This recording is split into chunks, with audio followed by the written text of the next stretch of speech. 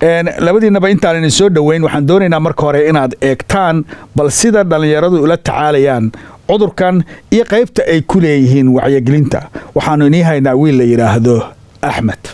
balse waxaan arkay in xanuunkaasi markuu sii fidaayay aan islahaynba ma soo gaari doono Soomaaliya iyo meel kale oo ka baxsanba laakiin waxaan dareemay hadda inuu ku sii fidaay adduunka oo idin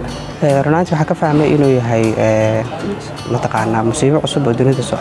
soo food saartay oo bulsho ahaan iyo dhaqaale ahaan iyo dad ahaan dhinacyo badan u saameysay sidii loo noolaa iyo qaabkii hore ee loo dhaqmi jiray wax badan ka bedeshay caqabad noqotay saadaradeed hadda waxa jirta xaalad ka gedisan xaaladii hore oo ah naf badbaadin adduunyada idin hadda waxay ka qeylinayaan xanuunka loo yaqaan COVID-19 ama coronavirus ana shakhsi ahaan ka maxamed ahaan isbedelo badan ayaan sameeyay oo ugu horeeyaan inaa feejignaan dheeraad ah la imid inaa mataqaanaa waalidkay iyo walaalahay iyo wixii qoyskayga aan ku dhiirigeliyay inay talaabooyin gaar ah qaadaan ay ku badbaadi karaan waxyaabaha ugu horeeya kale aan sameeyay kamid ah inaan ilaalinta nadaafadda iyo iska warqab ahaanteeda iyo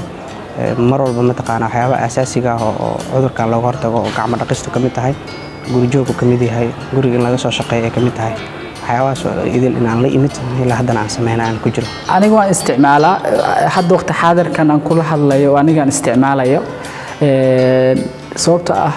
mar walba qofka markuu wax sameyn hadduu isaga uu iska bilaabay ma suurta geli karayso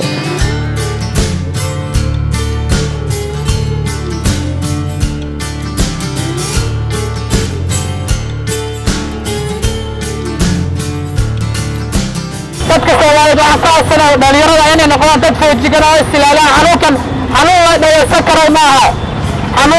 karo maaha ilaaha naga badbaadiyo marka hal istilaaliyo hal foojignaado inaan u sheego nin walba oo dhalinyara isaga socod badan isaga dadka xaafadaha inta ka soo baxaan asxaab markii dhalinyarada u badan dad israadsada marka dhalinyarada waxaan leeyahay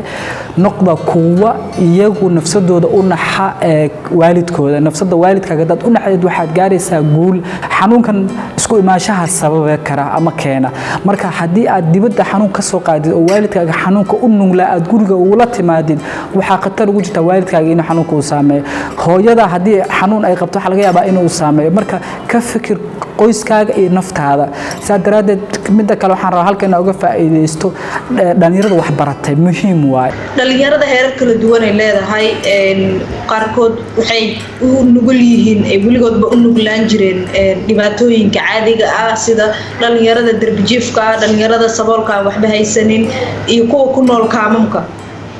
kuwa aan awoodda badan gelino oo aad ka wacyigelino waxa waaye kuwa meelaha publica ku nool oo aanan heli karin maxaa la dhahayaa maskiga iyo maxaa la dhahayaa alcoholada lagu meerto iyo meelaha farxal kale waayahay hadda markii laga hadlayo dhalinyarada marka gabdhaha iyo wiilashu ma kala duwan yihiin mase waa isku si inta badan gabdhaha waxay adeegsadaan in la kordhiyo nadaafada guriga waxay isugu sheegaan social mediaha waxay isugu sheedaan xaafadaha iyo meelaha ay ka dhowdhow yihiin suuqyada si ay u helaan badbaado laakiin xaqiiqada dhabti waxa weeyaan attitudinal change baa loo baahan qofka bini'aadankii ilaa uu halkan iska bedelo waxba kale isma bedelayaan waa in khatarta bahalkan uu leeyahay weli dadkii ma wada gaadhin si yaroo maaragtay daraamaatiga unbaa dadka looga sheekeeya waxan baa dhacay laakiin sida muuqata bahalkan muddo jiri doonaa sidaa uu walaalkay sheegay cabdiraxiim meeshan isku duubni iyo inuu qofku dareemo anigu markii xanuunku yahay waxa ugu weynaan dareemi waxa weeyaan waxaan ilaahay ka baryay inaanan cid gaadhsiinin sababta waxa weeyaan ta ugu weyn waxa weeyaan inaad qof bini'aadan muslima maaragtay aad dhibaato gaadhsiiso madaxda waddanka Soomaaliya ayaga naftirkooda in haddii ay xiran karaan bahalladan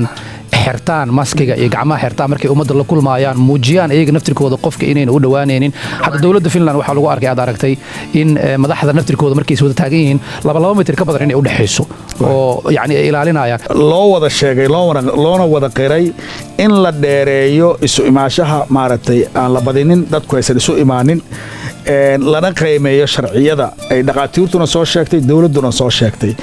iyo culimada intaba marka waxaan leeyahay intaan ku kulmayno barnaamijkan midka noogu xiga wassalaamu calaykum waraxmatullaahi wabarakaatuh